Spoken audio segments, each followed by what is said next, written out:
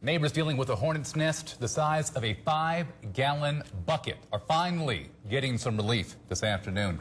And neighbors say the nest began growing in May on a vacant home neglected by the property owner. 1 week after our story aired, a local pest control company removed it. And Channel 2's Carrie Cavanaugh reports from Sugar Hill with why the company stepped in instead of the city.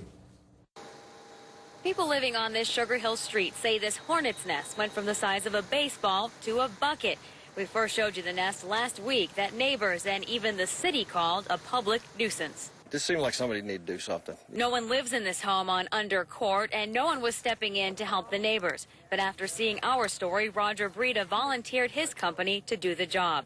I suited up with the crew from Breda Pest Control as they prepared to take down the nest. A nest like that, I'd be guessing like about 200-300 in that nest right there. I'm going to spray it into the hole to knock down these hornets. They went in with heavy-duty bug spray. Breda told me a nest this size is a threat to anyone near it, saying the insect is so aggressive they're known to swarm and chase. They're in the wasp family like yellow jackets, but even more aggressive than your yellow jackets. And they multiple sting because they do not leave their stinger in you. As the crew was working, city code enforcement officers arrived to make sure it was in fact coming down. They say they knew the nest was there, but other than issue several notices, there was little else they could do. The city doesn't go onto private property. I believe it's a liability issue.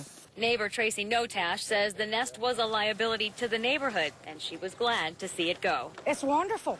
Now, if we can get the homeowner to take care of his grass and fix this property up, it'd be much nicer. City code enforcement tells me even though they issued this property owner several citations, they were actually going to the wrong address, so the homeowner didn't know this nest was here. But now, as you can see, it is completely down. The city says they consider this case closed. In Sugar Hill and Gwinnett County, Carrie Cavanaugh, Channel 2 Action News.